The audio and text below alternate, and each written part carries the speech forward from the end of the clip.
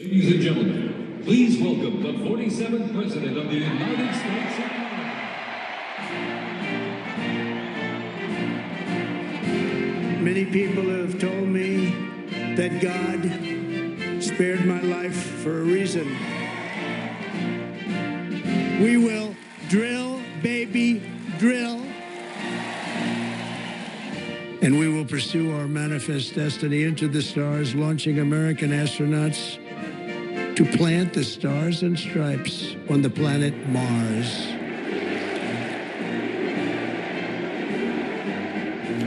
Now, let us then pause, take a breath, and have a good hard look at Trump's world and welcome Dr. Harry Broadman, who's a former U.S. Assistant Trade Representative and a Chief of Staff of the President's Council of Economic Advisors under both President George H.W. Bush and Bill Clinton. He also served as a member of the U.S. Committee on Foreign Investment and is now a respected global authority on international trade. Welcome to you, Harry.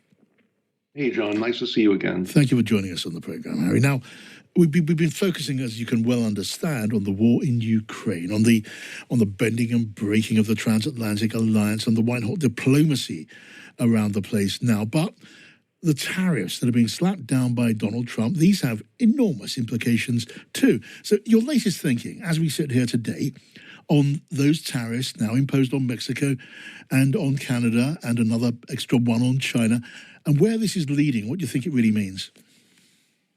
Well, as we discussed before, Mr. Trump sees tariffs as a tool for many options, not just trade. We talked about illicit drugs, we talked about migration, but I think at this point, what he has done is really upended financial markets around the world, and not just the markets, on the North American continent, and not just in China, but obviously in Europe and elsewhere, by engendering higher prices and uncertainty about where production will take place, what consumers can afford. And the worst evil about economic policy is when it engenders uncertainty, and this is what he's done. Yeah. And second to that, he may well reverse himself on some of these tariffs, yes, because these are ploys in part, and that will engender even more uncertainty. So I think this is the pickle that he's placed us in.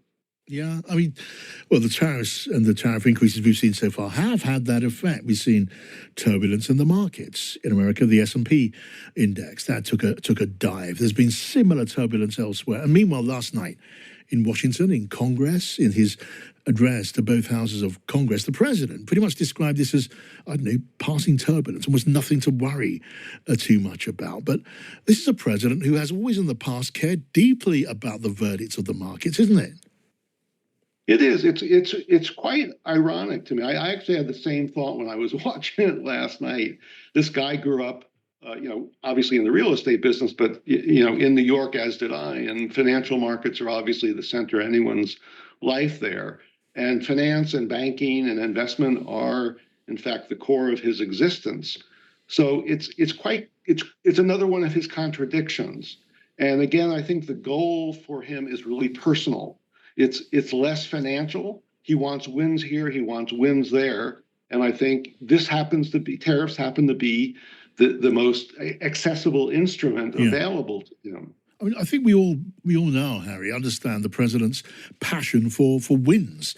But all of the economic analysis that you can see, including objective, non-aligned economic analysis, it says that the route of putting up tariffs and triggering a trade war can do nothing but harm to the economies of the world, to the global trade market, and to the United States economy too. What can Trump be looking at and hearing that leads him to the opposite conclusion?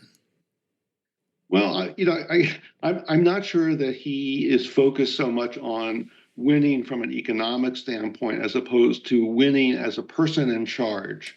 And so he's probably willing personally, and maybe even on the polls, to bear a little bit of harm on the economic side because he wants to look like he's a tough guy.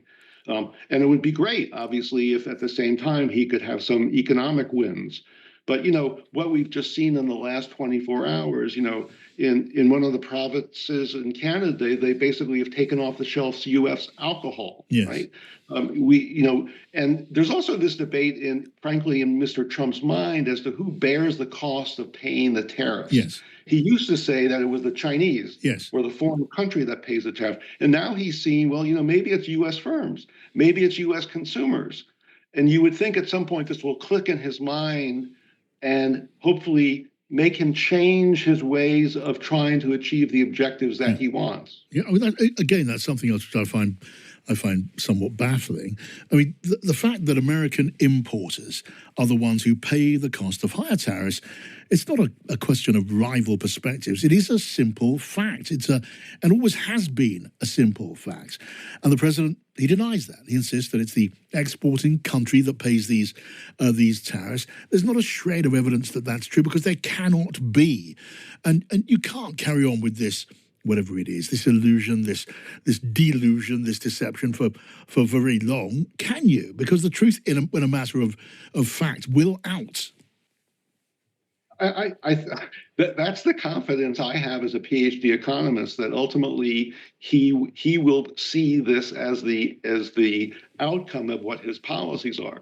And I'll just give you another example of what we've begun to see now on the West Coast is the logistics industry is now wondering, how can we be assured of bringing the supplies that are imported into the United States from Asia or from Canada or from Mexico? How can we be sure that those goods will get transported within the U.S.? So we're back, almost not yet, but conceivably back to the COVID era, which was another induced crisis, not of Trump's making.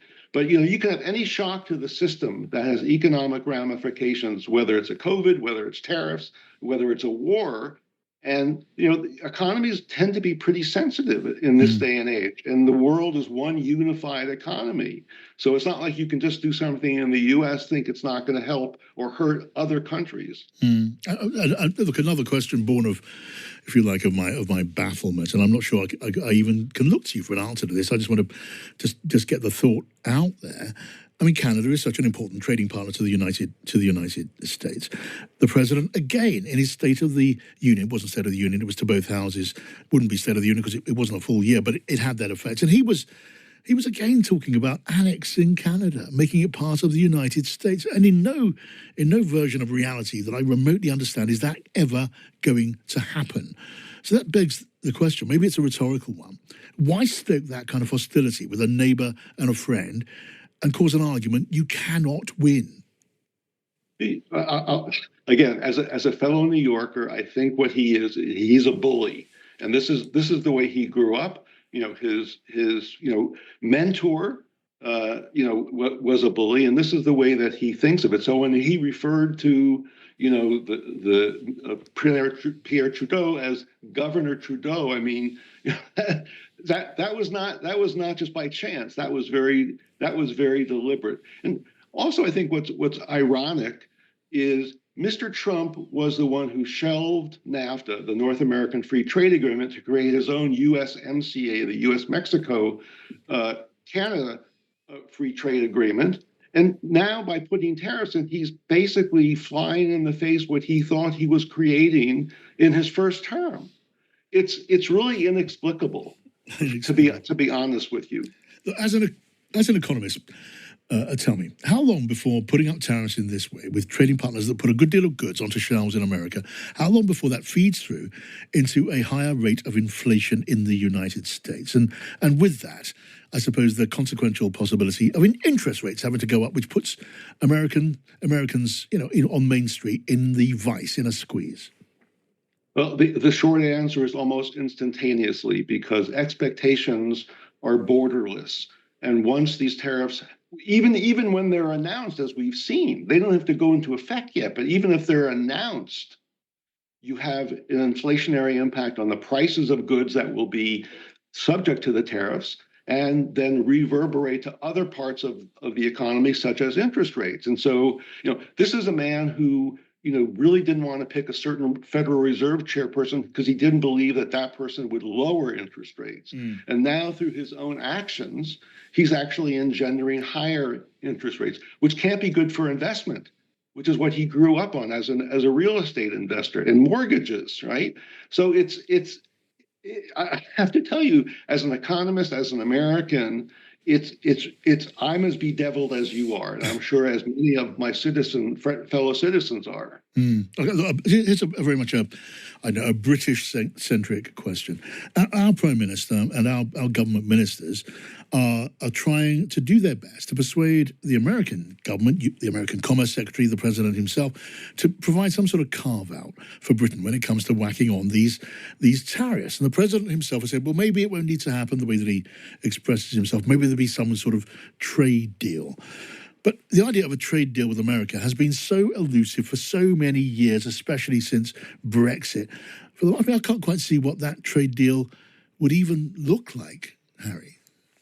Yeah, I quite agree with you. I've been doing some work on what a free trade agreement, if you will, a bilateral free trade agreement between the UK and the US would look like. I mean, it's not obvious to me what his demands would be. I mean, he's talked about getting certain, drugs and chemicals and other items, poultry to come into the UK market. Obviously, we know those are all very sensitive subjects for the Brits.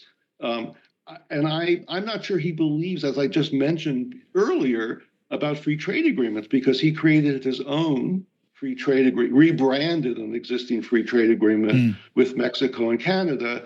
And, if someone, puts on the table, how about a US-UK free trade agreement? He would say, well, that's fine, but, I reserve the right to put on tariffs, which would violate, or other kinds of restrictions on trade that would violate not just the spirit, but the facts of these trade agreements. So I'm not very hopeful, even if one were to be negotiated for the sake of argument between the US and the UK, whether it would actually have any substantive meaning because of the person who's in the White House right now, and his trade people. Indeed. There's a thought to chew on. Harry Broadman, former US Assistant Trade Representative. Great to get your thoughts as always, Harry. Thank you for coming on the program.